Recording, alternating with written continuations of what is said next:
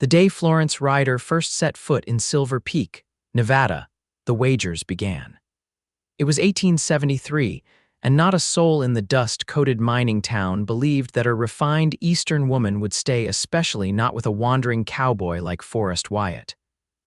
But there was something in Forrest's storm-gray eyes that Florence saw clearly, something the townspeople had missed for all the years they'd known him. Florence descended from the stagecoach on that sweltering July afternoon, her burgundy traveling dress collecting the ever-present Nevada dust as she surveyed what was to be her new home. At 22, she had left behind Philadelphia's comforts to answer an advertisement for a schoolteacher.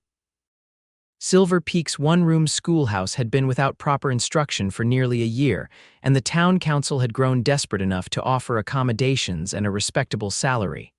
Miss Ryder, a portly man with a walrus mustache, stepped forward. "Mayor Harlan Gibbs, welcome to Silver Peak." He gestured broadly at the single main street lined with false-fronted buildings. "Not what you're used to, I imagine." Florence straightened her back. "It's precisely what I expected, Mayor Gibbs. Now, where might I find my lodgings? I'd like to freshen up before meeting the town council." The mayor's bushy eyebrows rose slightly at her forthrightness. "Of course, Mrs. Everett runs our boarding house finest in town." He cleared his throat. "Only one in town, truth be told." As Florence collected her trunks, she noticed a tall figure leaning against the hitching post outside the Silver Dollar Saloon. Unlike the other men who gawked openly at her arrival, this one merely observed, his face partially shadowed by a well-worn Stetson. His posture suggested indifference, but his eyes followed her with unmistakable interest. "Who is that?" Florence asked, nodding discreetly toward the cowboy. Mayor Gibbs followed her gaze and frowned. "That's Forrest Wyatt, good with horses, better with cards. Not the sort of lady like yourself should concern herself with." Something in the mayor's dismissive tone pricked Florence's pride. "I'll decide for myself who deserves my concern, Mr. Gibbs." Within a week, Florence had met most of Silver Peak's 500 residents. The women were cautiously welcoming, the men respectfully distant, and the children, all 27 of them, who would be her pupils, rambunctious but eager. She quickly learned that Silver Peak operated on two economies: the silver mine that gave the town its name and the gossip that flowed as freely as whiskey at the saloon. She encountered Forrest Wyatt again on her third evening, when she was returning from dinner with the minister and his wife. He appeared from between two buildings, leading a magnificent chestnut stallion. "Evening, Miss Ryder." His voice was low and smooth, with a hint of Texas in its cadence. Florence nodded politely. "Mr. Wyatt, settling in all right?" He kept a respectful distance, but his attention was focused entirely on her.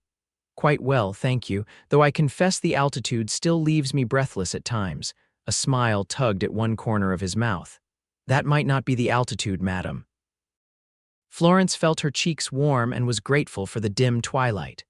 "Good evening, Mr. Wyatt." She continued walking, feeling his gaze follow her until she rounded the corner. The next morning, Florence overheard two women discussing her at the general store. "Olivia's started the pool," said one, a rancher's wife named Martha Holbrook. $5 says the schoolteacher won't last through winter." "That's generous," replied Beatrice Miller, the telegrapher's spouse. "My Thomas put in $3 that she'll be gone by Thanksgiving." Says she looked at that Wyatt fellow with too much interest. "Everyone knows he's not the staying kind." Florence cleared her throat loudly as she approached the counter, and the women had the decency to look embarrassed. That afternoon, after dismissing her students, Florence remained at her desk, pondering the conversation she'd overheard. She was still there when a knock sounded at the schoolhouse door. Forrest Wyatt stood in the doorway, hat in hand. "Permission to enter, Miss Ryder." Florence gestured to a student desk. "Please sit, Mr. Wyatt, though I'm afraid it may be a tight fit." He folded his tall frame into the desk with surprising grace. "I hear the town's making wagers on your departure date." Florence's eyes widened. "How did you? Not much happens in Silver Peak without everyone knowing by sundown." He studied her with those perceptive gray eyes. "Does it bother you?" "It should," she admitted, "but oddly it only makes me more determined to prove them wrong." Forrest nodded, "Figured as much." You don't strike me as someone who backs down easily. And you, Mr. Wyatt, they seem to have opinions about you as well. They've had years to form those opinions." He glanced out the window. "Most are right enough. I've never been one to plant deep roots. Then why stay in Silver Peak?" He considered this. Never had a good enough reason to leave, or to stay for that matter. His eyes returned to hers. Until recently. The air between them seemed to shift, charged with something Florence couldn't name but recognized instinctively. She broke the silence. "Was there something specific you needed, Mr. Wyatt? Thought you might like to see the countryside. Sunday after church, if you're amenable. There's a meadow about an hour's ride from here. Good place for a picnic." Florence should have declined. A proper lady wouldn't consider such an outing with a man of Forrest's reputation, but she found herself nodding. "I would like that very much, Mr. Wyatt." Their Sunday ride became the talk of Silver Peak by Monday morning.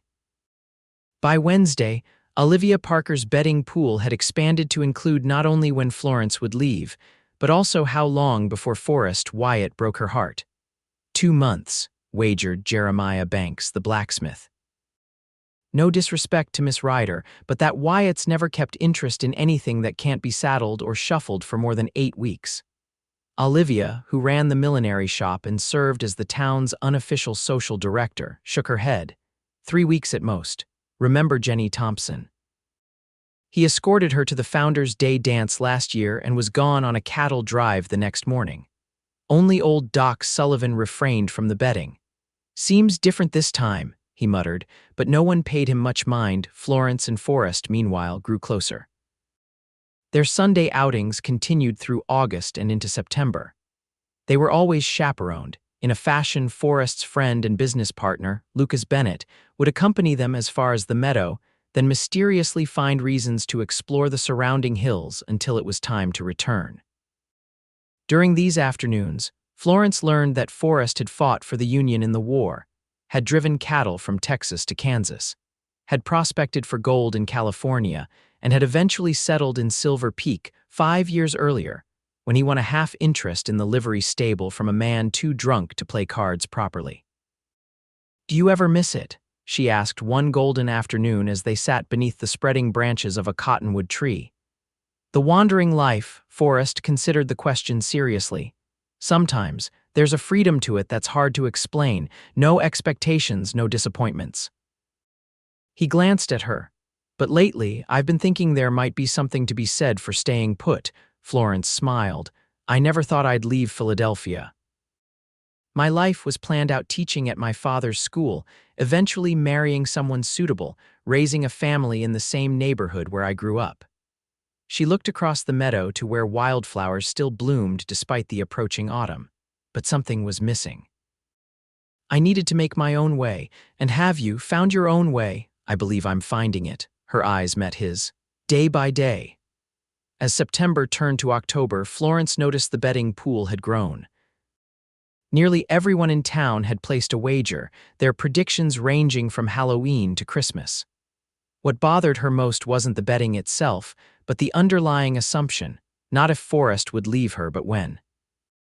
One evening, as they walked back from a town meeting about the upcoming Harvest Festival, Florence confronted him.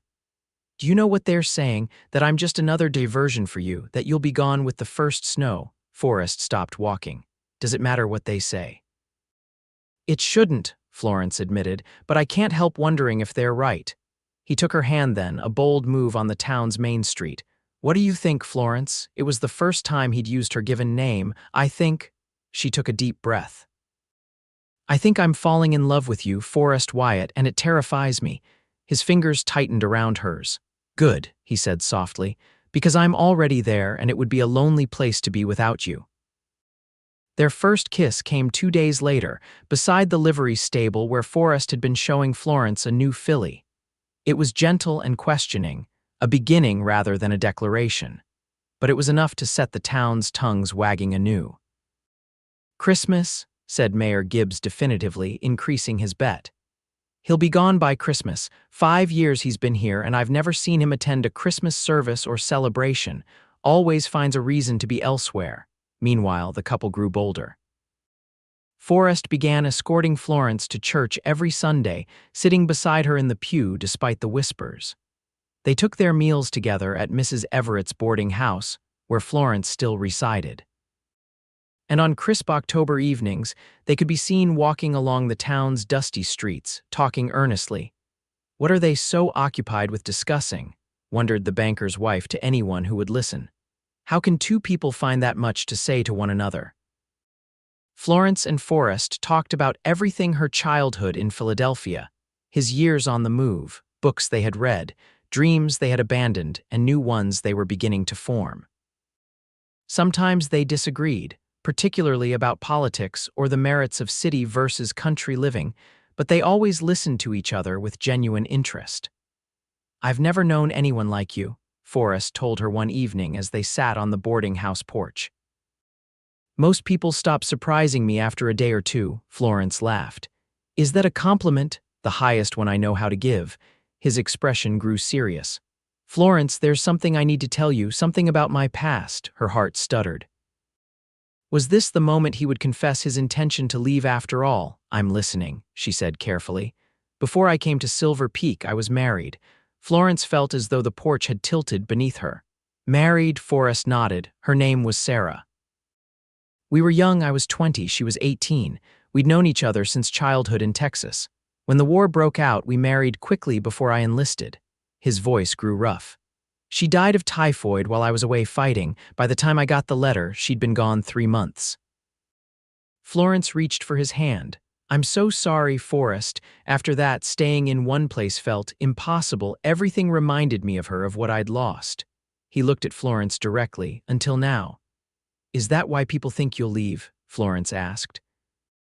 "Because you've never told anyone this story." "Partly, and partly because it was true for a long time. I never planned to stay anywhere permanently. Silver Peak was just another stop." He squeezed her hand. "But then you stepped off that stagecoach and something changed." As November arrived with its shorter days and frigid nights, the betting pool continued to grow. The most popular wager now was that Forrest would leave after the New Year's dance, when the winter snows made travel difficult and work scarce.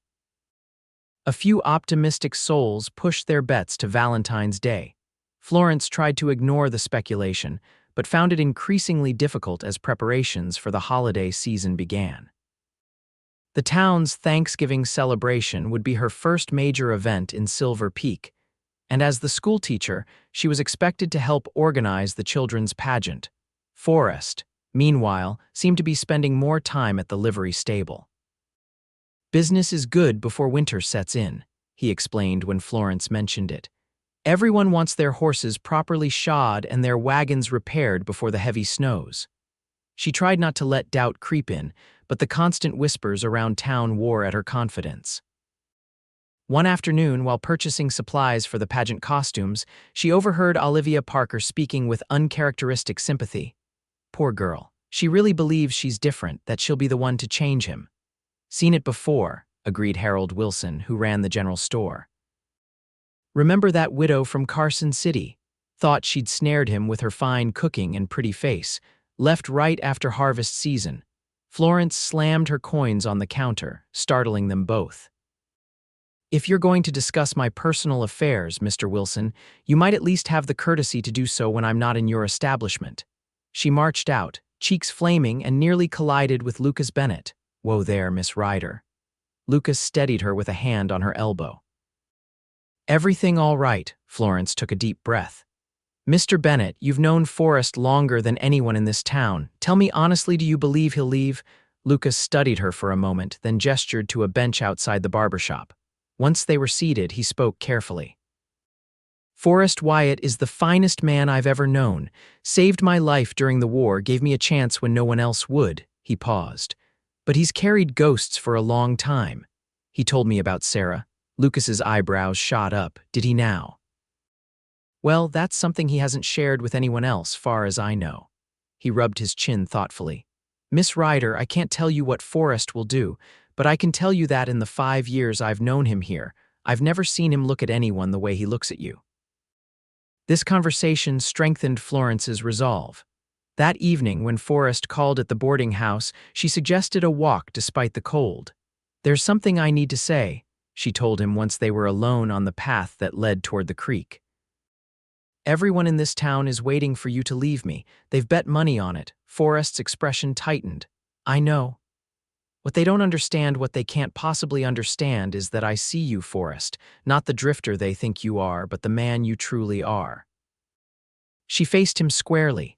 "I love you, and if you leave, I'll still love you, but I need to know if you're planning to go." For a long moment, Forrest was silent. Then he took both her hands in his. "Florence Ryder, the only place I'm going is wherever you are." On Thanksgiving Day, Florence sat beside Forrest at the long table set up in the town hall. The entire population of Silver Peak had gathered for the feast, and the room buzzed with conversation and laughter. As Mayor Gibbs rose to give the traditional blessing, Florence felt Forrest's hand slip into hers beneath the table. "Before we give thanks," the mayor announced, "I believe we have something special to celebrate. Forrest, would you like to share your news?" All eyes turned toward them. Florence looked at Forrest in confusion. Forrest stood, still holding Florence's hand. "Miss Ryder has done me the great honor of agreeing to become my wife." A collective gasp went up from the assembled townspeople. Florence stared at Forrest in astonishment.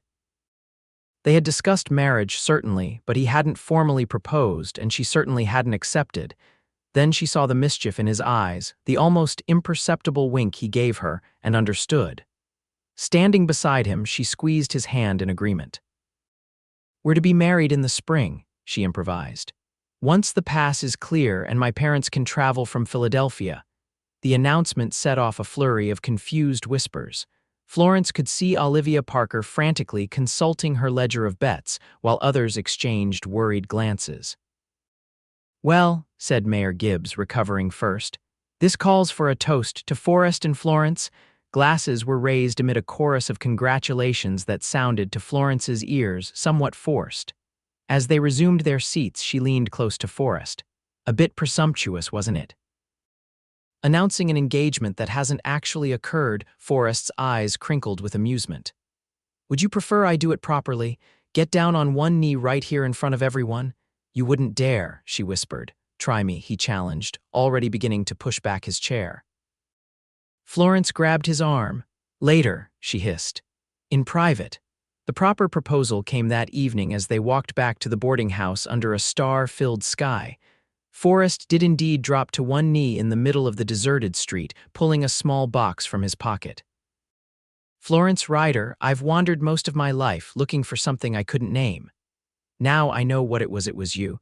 Will you marry me and make Silver Peak our home?" The ring was a simple silver band set with a small but perfect diamond. "It was my mother's," Forrest explained as he slipped it onto her finger. "I sent for it last month." Florence's eyes filled with tears. "Yes," she whispered. "Yes, I will marry you, Forrest Wyatt." News of their engagement did little to dampen the betting pool. If anything, it intensified, with new wagers focusing on whether Forrest would even make it to the spring wedding. "Mark my words," said Jeremiah the blacksmith. "He'll be gone before the first thaw.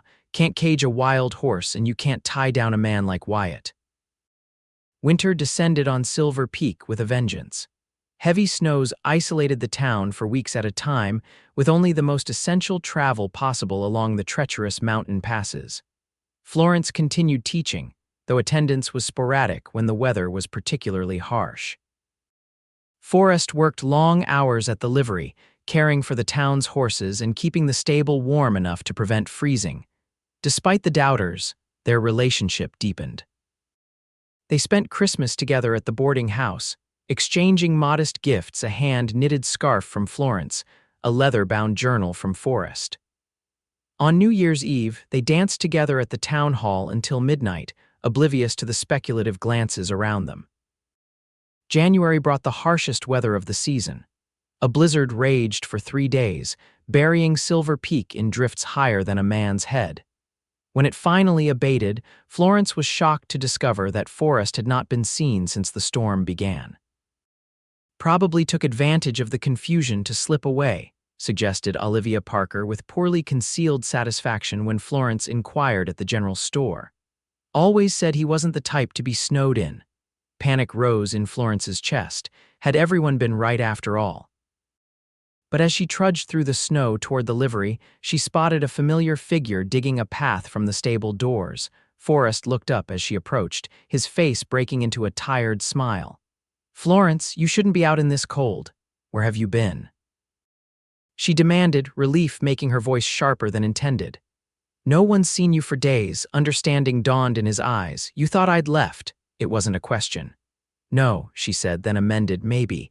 For a moment, Forrest dropped his shovel and pulled her into his arms, snow and all. "I've been sleeping at the stable. 3 mares are about to foal, and with this cold, I couldn't risk leaving them." He kissed her forehead. "I'm sorry I didn't get word to you. The drifts were too high." Florence buried her face against his chest, breathing in the familiar scent of hay and horses that clung to him. "I should have known better." "Yes," he agreed, tipping her chin up to look at him. "You should have, but I understand why you doubted. This whole town's been waiting for me to run since the day you arrived." February arrived, bringing with it Valentine's Day and a fresh round of betting. As the date of Olivia Parker's wager approached, the milliner grew increasingly agitated. $20 says he'll be gone by morning, she told Doc Sullivan the day before Valentine's. "I've never been wrong about these things." The doctor merely shook his head. "Might be time to admit you're wrong about this one, Olivia." That evening, Forrest surprised Florence with a small party at the livery stable, which he and Lucas had decorated with paper hearts and lanterns. He'd invited a select group: Doc Sullivan, the minister and his wife, Lucas and his lady friend from the neighboring town, and most surprisingly, Mayor Gibbs and his wife. "A pre-wedding celebration," Forrest explained as he led the blindfolded Florence into the transformed space. "And a chance to show everyone that I'm exactly where I want to be." As winter slowly released its grip on Silver Peak, preparations for the spring wedding began in earnest. Florence's parents confirmed they would make the journey from Philadelphia, bringing with them her wedding dress and family heirlooms. Forrest, meanwhile, was often seen in deep conversation with Lucas Bennett, sometimes poring over documents or making measurements on a piece of land just outside town. "What are you planning?" Florence asked after the third such meeting. Forrest's eyes twinkled. "A wedding present. But you'll have to wait to find out what it is." By April, the betting pool had shifted dramatically. Only a handful of skeptics still maintained that Forrest would abandon Florence before the wedding. Most of the town had grudgingly accepted that this romance might actually endure, though some had merely extended their wagers to include the first year of marriage. 6 months, predicted Martha Holbrook. "Once the novelty wears off." "A year," countered her husband. "Wyatt's stubborn. He'll stick it out just to prove us wrong." The wedding took place in May, when the meadow where they had shared their first picnic was ablaze with wildflowers. Nearly everyone in Silver Peak attended, partly out of genuine affection for the couple, partly out of curiosity to see if Forrest would actually go through with it. He did, with a steadiness that surprised even those who had come to believe in the relationship. As Florence walked toward him on her father's arm, wearing her mother's restored wedding gown, Forrest's face reflected a joy so genuine that even Olivia Parker was seen dabbing at her eyes. "I take you, Florence, to be my wife," he vowed in a clear, unwavering voice. "To have and to hold from this day forward, in this place that has become our home, until death parts us." Florence's response was equally firm. "I take you, Forrest, to be my husband, to have and to hold from this day forward in this place that has become our home until death parts us."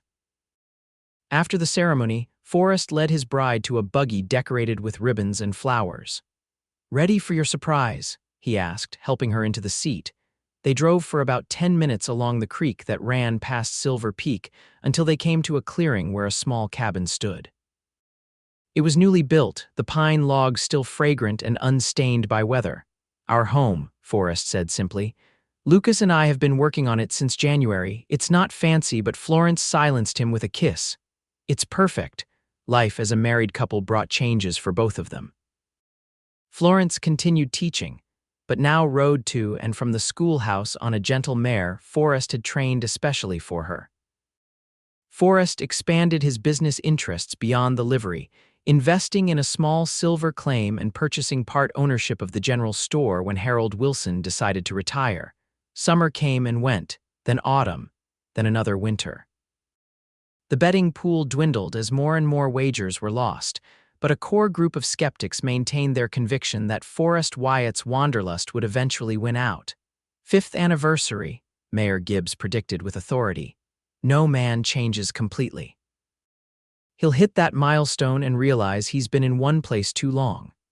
But the fifth anniversary came and went, marked by a celebration at their cabin, which had expanded to include a proper kitchen and a small room where Florence gave piano lessons to the town's children. By then, their own firstborn, a son they named William after Forrest's father, was toddling around the garden Florence had planted. On their 7th anniversary, as they sat on their porch watching 4-year-old William and 2-year-old Elizabeth playing in the yard, Florence remembered the betting pool. "Do you think anyone's still wagering on when you'll leave?" she asked, leaning against her husband's shoulder. Forrest chuckled. "Probably.